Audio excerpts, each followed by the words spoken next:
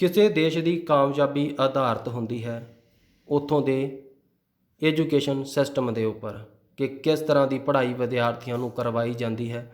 ਉੱਥੋਂ ਅੰਦਾਜ਼ਾ ਲਗਾਇਆ ਜਾ ਸਕਦਾ ਦੇਸ਼ ਦੇ ਕਈ ਆਉਣ ਵਾਲੇ ਸਾਲਾਂ ਦਾ, ਸਦੀਆਂ ਦਾ। 12 ਸਾਲਾਂ ਬਾਅਦ ਗੰਦਗੀ ਦੀ ਰੂੜੀ ਦੀ ਵੀ ਸੁਣੀ ਜਾਂਦੀ ਹੈ।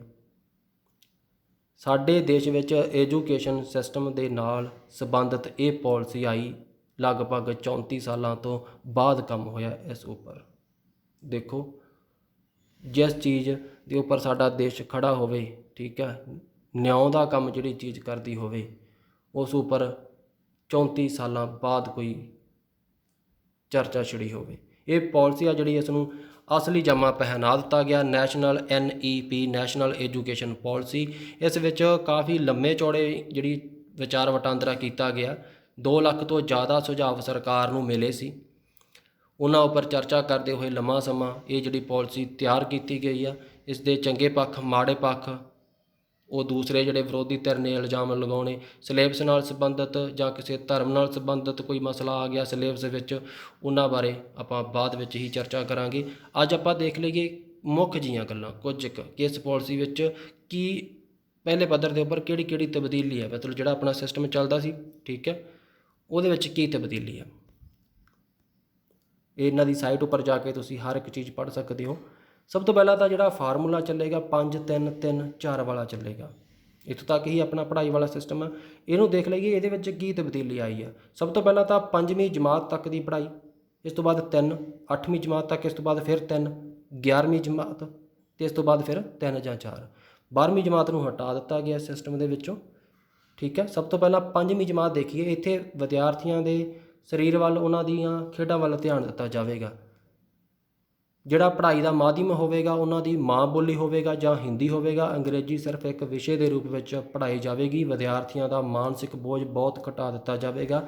ਬਚਪਨ ਤੋਂ ਹੀ ਕਿਸੇ ਵਿਦੇਸ਼ੀ ਬੋਲੀ ਨੂੰ ਸਿੱਖਣ ਦਾ ਬੋਝ ਪਾ ਦੇਣਾ, ਕਈ BA ਤੱਕ ਪਹੁੰਚ ਕੇ ਵੀ ਉਸ ਚੀਜ਼ ਨੂੰ ਪੜ੍ਹ ਨਹੀਂ ਪਾਉਂਦੇ। ਬੱਚਿਆਂ ਨੂੰ ਇਸ ਬੋਝ ਤੋਂ ਰਾਹਤ ਮਿਲੇਗੀ। ਕਿਤਾਬਾਂ ਦਾ ਬੋਝ ਉਹਨਾਂ ਦਾ ਘਟ ਜਾਵੇਗਾ। ਸਰੀਰਕ ਵਿਕਾਸ ਵੱਲ ਧਿਆਨ ਦਿੱਤਾ ਜਾਵੇਗਾ। ਉਹਨਾਂ ਦੀ ਨੀਂਵ ਜਿਹੜਾ ਨਿਆਂ ਦਾ ਕੰਮ ਕਰੇਗੀ ਇਹ ਪੜ੍ਹਾਈ, ਇਸ ਨੂੰ ਆਧਾਰ ਦਾ ਨਾਮ ਦਿੱਤਾ ਜਾਵੇਗਾ। ਅਤੇ ਜੇਕਰ ਨਿਆਂ ਮਜ਼ਬੂਤ ਹੋਵੇਗੀ, ਇਸ ਉੱਪਰ ਜਿੰਨੀਆਂ ਮਰਜ਼ੀ ਪੜ੍ਹਾਈ ਦੀਆਂ ਬਿਲਡਿੰਗਾਂ ਪੈ ਜਾਣਗੀਆਂ। ਜੇਕਰ ਨਿਆਂ ਕਮਜ਼ੋਰ ਰਹੇਗੀ, ਹਰ ਢਹਿ ਢੇਰੀ ਹੁੰਦੀ ਰਹੇਗੀ, ਕੋਈ ਵੀ ਇਮਾਰਤ ਨਹੀਂ ਅੱਗੇ ਬਣੇਗੀ। 5ਵੀਂ ਜਮਾਤ ਤੱਕ ਇਹ ਚੀਜ਼ ਜਿਹੜੀ ਸ਼ਾਮਲ ਕੀਤੀ ਗਈ ਆ ਮੁੱਖ ਰੂਪ ਵਿੱਚ। ਇਸ ਤੋਂ ਬਾਅਦ 6ਵੀਂ ਤੋਂ 8ਵੀਂ ਜਮਾਤ ਤੱਕ ਦਾ ਜਿਹੜਾ ਇਹਦੇ ਵਿੱਚ ਜਾਪਾਨ ਤੋਂ ਥੋੜ੍ਹਾ ਜਿਹਾ ਮਸਲਾ ਲਿਆ ਗਿਆ, ਠੀਕ ਹੈ, ਇਸ ਪਾਲਿਸੀ ਦੇ ਵਿੱਚ। ਜਿਵੇਂ ਉੱਥੇ ਛੋਟੀ ਜਮਾਤ ਤੋਂ ਹੀ ਵਿਦਿਆਰਥੀਆਂ ਨੂੰ ਕੰਪਿਊਟਰ ਐਪਲੀਕੇਸ਼ਨ ਸੌਫਟਵੇਅਰ ਦੀ ਜਾਣਕਾਰੀ ਦਿੱਤੀ ਜਾਂਦੀ ਹੈ, ਸਾਡੇ ਬੱਚਿਆਂ ਨੂੰ ਵੀ ਇਹ ਚੀਜ਼ ਦਿੱਤੀ ਜਾਵੇਗੀ 6ਵੀਂ ਤੋਂ 8ਵੀਂ।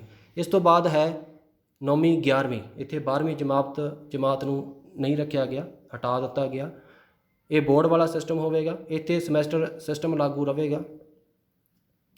ਸਮੈਸਟਰ ਸਿਸਟਮ ਦੇ ਵਿੱਚ ਜਿਹੜੇ ਵਿਦਿਆਰਥੀ ਪਹਿਲਾਂ ਸਾਲ ਦੇ ਆਖਰੀ 10-12 ਦਿਨ ਹੀ ਪੜ੍ਹਦੇ ਸੀ ਪੇਪਰਾਂ ਵੇਲੇ, ਉਹਨਾਂ ਨੂੰ ਹੁਣ ਥੋੜ੍ਹੇ ਜਿਹੇ ਜ਼ਿਆਦਾ ਦਿਨ ਪੜ੍ਹਨਾ ਪਵੇਗਾ। ਪੇਪਰ ਆ ਗਏ, ਡੇਟ ਸ਼ੀਟ ਆ ਗਈ, ਰੋਲ ਨੰਬਰ ਆ ਗਿਆ। ਇਸ ਤਰੀਕੇ ਦੇ ਨਾਲ ਸਭ ਕੁਝ ਵਿਦਿਆਰਥੀ ਜਿਹੜੇ ਕਰਨਗੇ, ਵਧੇਰੇ ਨੰਬਰ ਵੀ ਲੈ ਪਾਉਣਗੇ ਅਤੇ ਸਿਲੇਬਸ ਨੂੰ ਚੰਗੀ ਤਰ੍ਹਾਂ ਥੋੜ੍ਹਾ ਵੰਡ ਕੇ ਚੰਗੀ ਤਰ੍ਹਾਂ ਪੜ੍ਹ ਵੀ ਪਾਉਣਗੇ। ਇਸ ਤੋਂ ਬਾਅਦ ਜਿਹੜੇ ਵਿਦਿਆਰਥੀ ਮੈਡੀਕਲ ਦੇ ਆ ਉਹ ਇਤਿਹਾਸ ਵੀ ਪੜ੍ਹ ਪਾਉਣਗੇ। ਆਰਟਸ ਦੇ ਵਿਦਿਆਰਥੀ ਫਿਜ਼ਿਕਸ ਜਾਂ ਸਾਇੰਸ ਵੀ ਪੜ੍ਹ ਪਾਉਣਗੇ। ਇਹ ਵੀ ਤਬਦੀਲੀ ਰੱਖੀ ਆ। ਕੋਈ ਵੀ ਮਰਜ਼ੀ ਦਾ ਵਿਸ਼ਾ ਤਾਂ ਨਹੀਂ ਹੋਵੇਗਾ, ਕੁਝ ਇੱਕ ਕਾਲਮ ਬਣਾ ਦਿੱਤੇ ਜਾਣਗੇ, ਉਹਨਾਂ ਵਿੱਚੋਂ ਤੁਸੀਂ ਕੋਈ ਵਿਸ਼ਾ ਜਿਹੜਾ ਲੈ ਪਾਵੋਗੇ। ਇਸ ਤੋਂ ਬਾਅਦ ਫਿਰ ਤੁਹਾਡੀ 4 ਸਾਲਾਂ ਦਾ 3 ਸਾਲਾਂ ਦੀ ਜਿਹੜੀ ਬੈਚਲਰ ਡਿਗਰੀ ਹੋਵੇਗੀ, B.Ed ਨਾਲ ਹੀ ਕਰੋਗੇ। ਇਸ ਤੋਂ ਬਾਅਦ ਹੋਰ ਅਲੱਗ-ਅਲੱਗ ਤਰੀਕੇ ਆ, ਠੀਕ ਹੈ। 3 ਸਾਲਾਂ ਦੇ ਵਿੱਚ ਵੀ ਆ, 4 ਸਾਲਾਂ ਵਾਲਾ ਕੋਰਸ ਵੀ ਹੋਵੇਗਾ। ਇੱਥੇ ਵੀ ਜੇਕਰ ਤੁਸੀਂ 1 ਸਾਲ ਪੜ੍ਹਾਈ ਕਰਕੇ ਆਪਣੀ ਪੜ੍ਹਾਈ ਛੱਡ ਦਿੱਤੀ ਤਾਂ ਤੁਹਾਨੂੰ 1 ਸਾਲ ਦਾ ਸਰਟੀਫਿਕੇਟ ਮਿਲ ਜਾਵੇਗਾ।